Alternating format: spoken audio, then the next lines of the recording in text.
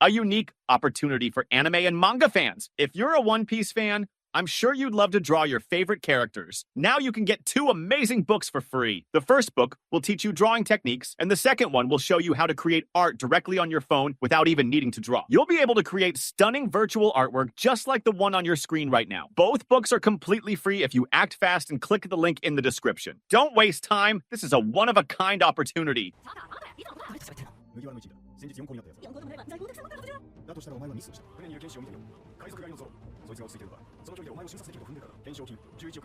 Hey there, pirates. Welcome aboard the Anime No Mi channel. Since Zoro made that mysterious request to Vegapunk on Egghead, many fans have been speculating about what he could want from the world's greatest genius. In chapter 1062, when Lilith confronted the Straw Hats, Zoro made it clear that he had something to settle with Vegapunk, saying, "Hey, Vegapunk, there's something I want from you, so you'd better behave. Got it?" But before we could find out what it was, the Egghead arc took such a chaotic turn that the promise was left hanging. In chapter 1113, Vegapunk's original body, Stella, lost its life during the confrontation on Egghead. It was a moment that left the future of technological advancements and Luffy's hopes in a state of uncertainty. However, the manga brought a surprising twist in chapter 1134. Lilith, Punk's O2, reappears in Elbaf, bringing with her a functional clone of Vegapunk. This clone seemingly retains all the memory, knowledge, and personality of the original, reviving the possibilities that Zoro's request could finally be revealed. And what better place for this to happen than Elbaf, a land filled with legends and great warriors? I believe Oda is building something incredible for Zoro's development, and this request might be the key to it. To understand the relevance of this moment, we need to look at previous chapters. In the Thriller Bark arc, chapters 442 to 489, Zoro showed the extent of his loyalty and sacrifice by absorbing all of Luffy's pain and fatigue at the hands of Kuma. It was a milestone that defined his willingness to do anything so that Luffy could achieve his dream of becoming the Pirate King. But at the same time, it showed that Zoro carries an enormous weight on his journey, both physically and emotionally. Since then, we've seen Zoro constantly seek perfection in his skills, such as in his quest for Enma in the Wano arc, chapters 909 to 1053. However, what happened on Egghead suggests that Zoro may have realized that he needs something more to face the challenges ahead. Vegapunk, as we know, is a man whose scientific advancements transcend generations. His work with artificial animenomi, his experiments with bloodlines, and his creation of weapons based on celestial technology have made him almost a divine figure in the One Piece universe. If Zoro had something in mind to ask him, it is almost certain that it involves a unique enhancement that only Vegapunk could provide. And considering that Lilith brought this clone to Elbaf, it makes sense to think that Zoro would take this chance to finally make his request. But what could this request be? Well, the answer may be tied to a recurring theme in Zoro's journey, his relationship with his swords. Since the beginning of the series, we've seen how Zoro treats his swords not just as tools, but as extensions of himself. The Wado Ichimonji, the Sandai Katetsu, and more recently, Enma. All of these swords carry stories and powers that define Zoro's journey. Perhaps what he asked Vegapunk for has to do with a way to maximize the potential of his weapons, making them even more powerful and connected to him. Remember that Vegapunk has already demonstrated his ability to infuse objects with Akuma no Me powers, as we saw with Spandam's Funk-Freed Elephant Sword, chapter 385. I think Zoro could have asked for something along those lines, but on a much larger scale.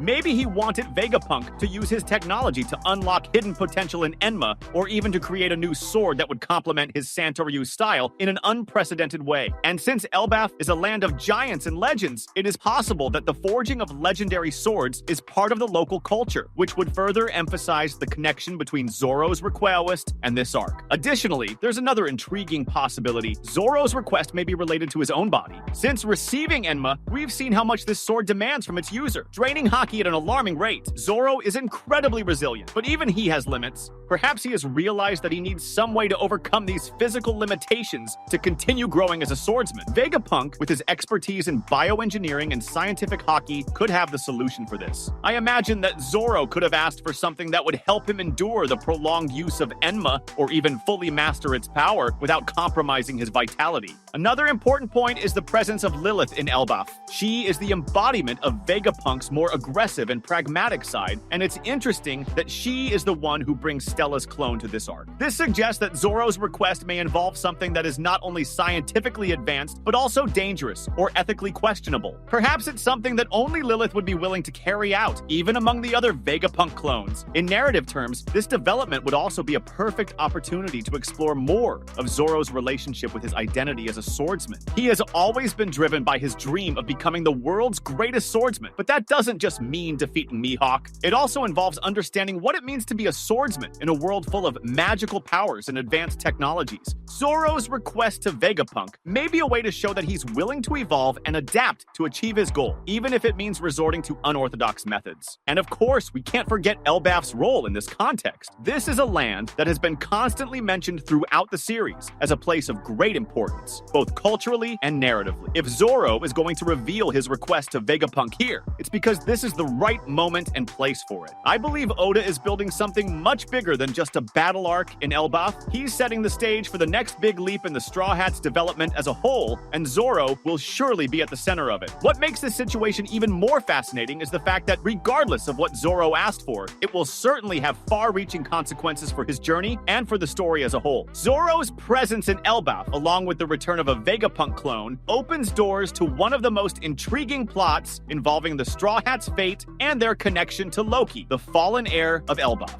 Zoro, who has already shown on several occasions a strong connection to the idea of growth through challenge, now finds himself in a place where legendary giant warriors made history. A perfect setting for him to take a step forward on his path to becoming the world's greatest swordsman. The Elbaf arc is a fascinating one, especially when considering the giants and their culture of honor, strength, and legends. Loki's name comes up as the epicenter of various controversies on the island, whether for the chaos he caused by killing his father, Harold, or his desire to obtain the legendary Akuma no Mi of the royal family. This fruit is a key point, as it is said to have powers that could alter the balance of power in the world, potentially rivaling the abilities of the most feared fruits, like the Gura Gura no Mi. So where does Zoro fit into this story? Well, perhaps even in his cloned form. Vegapunk possesses knowledge about the true power of this Akuma no Mi and how it could be used or even destroyed. After all, we know that the scientist is obsessed with the study of devil fruits, and Lilith brought with her all the necessary data to continue his research. If Zoro made a request to Vegapunk on Egghead, this moment in Elbaf is the perfect opportunity to follow through with that promise. It's possible that Zoro's request wasn't something simple,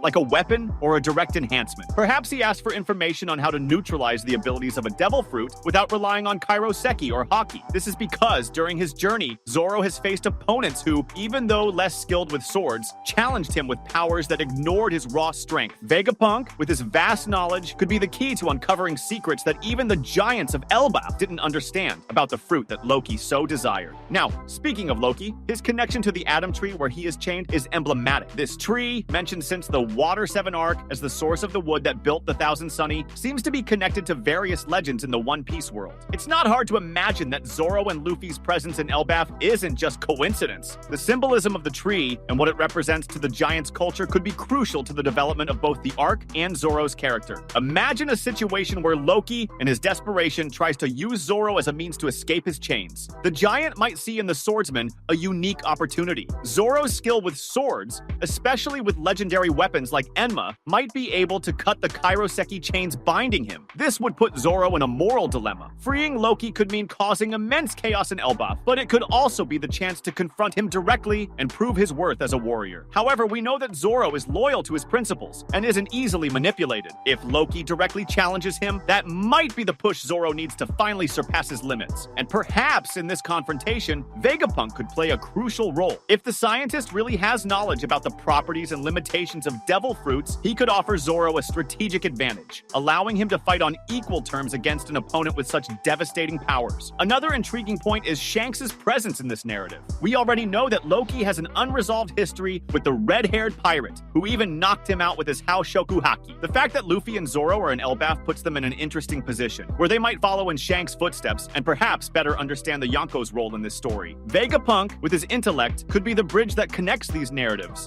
explaining Loki's true importance and his connection to the underworld. And what if Loki is freed? Well, that could trigger a series of events that would put the Straw Hats on a collision course with the underworld itself and its darkest secrets. But as always, I think it all depends on the path Zoro chooses. After all, he is more than just a swordsman. He is a warrior who carries the dreams of his comrades, and that makes all the difference in a world where honor and power go hand in hand. What do you think about all of this? That was today's content. We hope you liked it and want to share your opinion on the subject. Don't forget to share the video, give it a thumbs up, and I'll see you in the next video. Take care and stay amazing.